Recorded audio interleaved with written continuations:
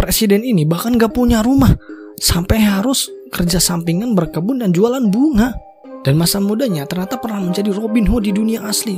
Waduh, the real Robin Hood sih. Wah. Pokoknya ini presiden super sih.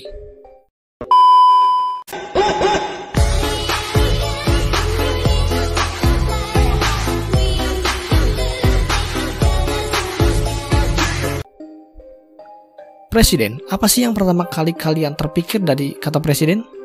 Wih, hidup enak, dikasih istana, makanan, ada ahli gizi sendiri, keamanan dijamin, kayak dihormati pasti ya kan? Pokoknya enak banget hidupnya. Nah, munafik sih kalau ada seorang yang ingin menjadi presiden dan gak tergiur dengan itu semua ya kan? Tapi ya memang wajar dan layak juga toh. Mereka presiden kok, kepala negara, memang harus diberi fasilitas super aman, super lengkap dan layak dan enak ya kan? Nah, tapi apa jadinya kalau ada presiden yang nggak punya itu semua? Maksudnya apa? Maksudnya adalah ada presiden tapi sangat miskin banget. Waduh, gimana nih? Apa nggak rusak tuh negara? Presidennya aja miskin ya kan? Kan jadi presiden harus punya modal gede tuh, triliunan habisnya.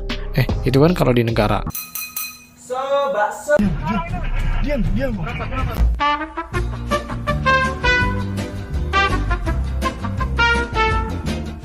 Oke, alright, mari kita bahas. Siapa sih presiden termiskin di dunia ini? Dialah Jose Mujica. Jose Mujica lahir pada 20 Mei 1935 di Montevideo, Uruguay. Mujica memulai karirnya sebagai seorang gerilyawan sayap kiri dan aktif dalam kelompok gerilya Tupamaros. Pada tahun 1960-an sampai 1970-an, mereka bertujuan untuk memperjuangkan kesetaraan sosial, menghapuskan kemiskinan, dan menentang kebijakan presiden yang dianggap korup dan represif. Akhirnya, Jose Mujica dipenjara 14 tahun dan pernah tertangkap 4 kali dan tertembak 6 kali. Jadi Tupamaros itu kayak gerakan politik atau ormas gitulah, mirip-mirip gitulah pokoknya. Nah, yang salut dari ormas ini adalah, sebut aja ormas ya, nggak apa-apa. Mereka itu sering mencuri dari orang-orang kaya. Mencuri kayak makanan, pakaian, obat-obatan, dan buku-buku dari toko-toko besar dan gudang-gudang yang dimiliki oleh perusahaan multinasional atau perusahaan asing. Makanya nggak heran tuh pada saat itu banyak orang yang menjuluki Jose Mujica dan pasukannya itu sebagai Robin Hood.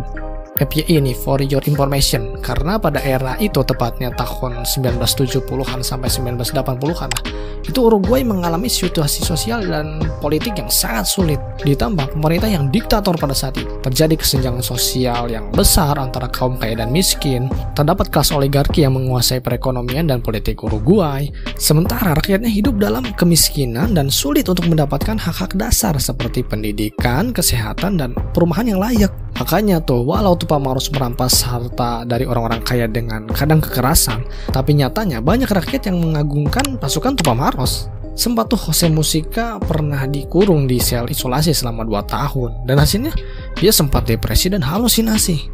Waduh, risiko banget sih kan. Hingga pada tahun 1985, Jose Mujica dibebaskan dari penjara. Waduh. Aman. Nah, hingga pada tahun 1990, Jose Mujica terjun ke politik, join ke partai Movimiento de Participación Popular, dan pada tahun 1999 dia menjadi senator Uruguay. Senator itu kayak DPR lah kalau di Indonesia mah. Yang membedakan senator dengan DPR itu kalau di senator mereka nggak matiin mic.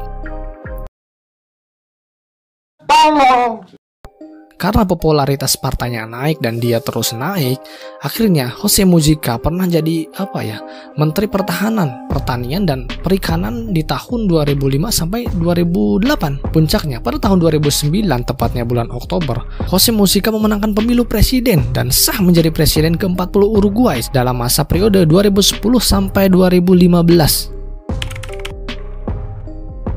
Nah, sekarang mari kita masuk ke seberapa miskin sih si Jose Mujica ini. Selama 5 tahun menjabat, Jose Mujica itu mendapatkan gaji per bulan sebesar $12.000 atau sekitar 116 jutaan lah. Tetapi sebagian besar gajinya, yaitu 90%-an kurang lebih lah, itu disumbangkan. Waduh, keren banget nih. Dia menyumbangkan gajinya lewat rekening pribadinya ke yayasan amal dan masyarakat miskin di Uruguay. Jadi bukan lewat negara atau lewat apalah. Jadi sumbangan dari Jose Mujica itu 100% tersampaikan dan akurat. Jose itu cuma mengambil gaji sekitar $800 atau sekitar 7,7 jutaan lah di masa itu. Dan ini setara dengan pendapatan rata-rata orang Uruguay per kapita yang saat itu sekitar 7,5 jutaan. Waduh, kecil setara dengan rakyat biasa dong. Jadi Jose Mujica itu hitungannya bukan miskin selevel presiden pada umumnya, tapi secara kehidupan rakyat biasa. Jadi bisa dibilang Jose Mujica memiliki gaji setara dengan orang-orang yang menengah ke bawah gitu. Mantap si bapak ini.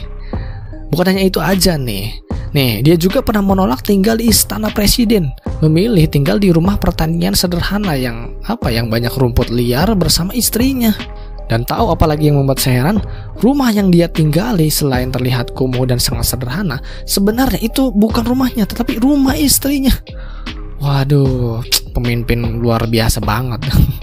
Jose juga bekerja sampingan untuk memenuhi kehidupannya, bekerja jadi petani, peternak, dan berjualan bunga krisa lah. Nggak sebatas itu juga, ya kan, presiden itu kan identik dengan penjagaan ketat dan pelayanan yang wah lah. Dan ternyata tempat Jose Mujica itu hanya dijaga dengan anjing-anjingnya, yang bahkan ada anjingnya yang cacat loh. Pelayan juga nggak ada gitu. Tapi memang dijaga oleh 2 polisi atau pas pampres itulah. Salah satu harta yang berharga dalam hidup Jose Mujica selain istrinya adalah mobil tua keluaran 1987, yaitu Volkswagen Beetle, warna biru gitulah. Mobil inilah alat transportasi yang sering dia gunakan. Nah, karena kesederhanaannya dan filantropisnya, mobil tua ini sempat tuh jadi terkenal sampai ditawar pada tahun 2014-an sebesar $1 juta atau sekitar 14 miliaran lah. Dan sudah jelas dong nggak dikasih. Hingga nih Jose Mujica sempat menyaranin istana presiden itu menjadi penampungan tunawisma. Aduh, ini baik entah kelampau baik. Ada-ada aja. Waduh. Ini presiden super duper ultimate top global sedekah sih yang namanya. Nah, walau dia hidup sederhana, bukan berarti pemikirannya sederhana dong. Dia pernah menulis beberapa buku seperti contohnya Cuando la izquierda gobiene, Charlado co Pepe Mujica, Con los pies en la tierra, Mujica recargado. Jadi bukan kaleng-kaleng nih presiden. Nah, yang kerennya lagi dari sosok Jose Mujica adalah gak hanya hatinya yang baik, tetapi prestasinya juga oke-oke loh dalam memimpin Uruguay sebagai presiden. Prestasinya seperti Jose berhasil menurunkan angka kemiskinan dari 9% ke 4%. Lalu menurunkan angka pengangguran yang awalnya 8-9% menjadi 6,5%. Berhasil juga menaikkan upah minimum yang awalnya $182 menjadi $408. Tompang kotop sih ini. Menurunkan ketimpangan kekayaan dari rasio 45 jadi 40. Ia juga mengurangi biaya pengobatan, memperluas akses pendidikan, dan mempromosikan penggunaan energi terbarukan selama masa jabatannya. Jose juga telah dianugerahi banyak penghargaan internasional, termasuk penghargaan Nelson Mandela untuk kepemimpinan etis 2014 dan penghargaan U-Thanks untuk perdamaian 2013. Amazing banget nih presiden pokoknya, topar kotop. Nah, tapi memang Jose Mujica juga kan bukan manusia sempurna. Pasti ada celah dan hal kontroversi yang pernah dia lakukan. Dan salah satunya kontroversi yang pernah dia lakukan adalah dia pernah mengesahkan undang-undang melegalkan aborsi, tentang mengesahkan ganja dan pernikahan sama jenis. Sekali kontroversi yang sangat-sangat sensitif dan dahsyat sih. Nah, mungkin nih kalau kalian cek, presiden Uruguay sekarang bukanlah Jose Mujica. Dan dilihat dari track recordnya, memang Jose Mujica hanya menjabat 1 periode aja sih, nggak berkali-kali gitulah. Nah, kalian pasti mikir dan bertanya-tanya ya, loh, kemana dia sekarang? Kok nggak jadi presiden beberapa periode atau bahkan presiden selamanya lah? Kan dia keren banget nih presidennya, dan baik, jujur, dermawan lagi. Ya iya sih, tapi ya Jose Mujica kan orang sudah tua. Nah, Jose Mujica selesai menjadi presiden di tahun 2015. Jose Mujica tidak mencalonkan diri lagi, alasannya karena ingin memberikan kesempatan pada generasi baru untuk memimpin Uruguay. Selain itu, ia juga ingin fokus pada kegiatan sosial seperti beternak atau bertani hingga menghabiskan waktunya dengan keluarga setelah bertahun-tahun terlibat dalam politik. Ya wajar juga dong, dari muda dia udah berjuang jadi Robin Hood, di penjara, depresi, capek. Wajar dong pengen hidup tenang. Meskipun demikian, dia tetap aktif dalam politik dan menjadi senator di Uruguay setelah masa jabatannya selesai sebagai presiden. Hingga pada tahun 2020-an lah, Jose Mujica itu pensiun total dari politik. Dan lagi-lagi nih, dia menolak uang pensiun dari jabatan sebagai senator. Baik banget ini presiden. Waduh. Padahal kan untuk terakhir kalinya mah ya gak apa-apa lah, ambil aja tuh gaji ya kan, pensiun. Baik banget sih ini orang. Dia juga menghabiskan waktu dengan memelihara kebun bunga bareng istrinya sebagai petani kayak gitulah. Enggak sampai situ nih, usianya yang sudah setengah abad lebih. Dikira dia diam dan bertani gitu aja kan? Ya enggak gitu. Emang kalau jiwa pejuang gak bisa diem sih. Setelah pensiun total dari politik, Jose Mujica masih aktif tuh di masyarakat, menjadi salah satu tokoh penting di Uruguay. Ia juga sering memberikan pidato dan wawancara untuk memberikan pandangannya tentang berbagai isu sosial atau politik yang terjadi di Uruguay dan di dunia. Selain itu, dia juga terlibat dalam kegiatan pertanian, peternakan di rumahnya di luar Montevideo dan memimpin sebuah proyek pertanian kecil lah bersama keluarganya. Selain itu, ia juga dikenal sebagai advokat lingkungan dan hak asasi manusia. Waduh. Ini si bapak gak capek-capek gitu Jose Mujica. Kebaikannya gak sebatas saat jadi politikus, tetapi setelah pensiun pun dia masih sederhana dan tetap baik. Ini drill bukan pencitraan sih, drill orang baik jadi pemimpin, ya efeknya kayak gini. Dan saat video ini dibuat, Jose Mujica itu sudah berusia sekitar 87 tahunan dan masih hidup. Ya, semoga sehat selalu Pak Jose Mujica, nikmati masa pensiun. Semoga kisah Jose Mujica bisa menjadi panutan bagi para politikus dunia yang rakus ya, yang selalu mementingkan kekuasaan dan kekuatan. Yang akhirnya rakyat-rakyat juga ya kan yang dirugikan.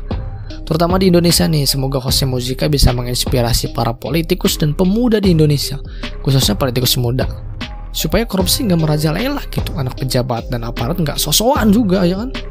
Semoga politikus-politikus di Indonesia makin berkualitas lah ya, amin, doain aja. Kayaknya aman kan ya, aman, barusan saya nggak ngomong yang aneh-aneh. Syukur aman. Dah ya, kalau ada saran dan request pembahasan silahkan komen. Yuk bantu saya, nggak berat-berat juga kok dengan cara like, comment, and share.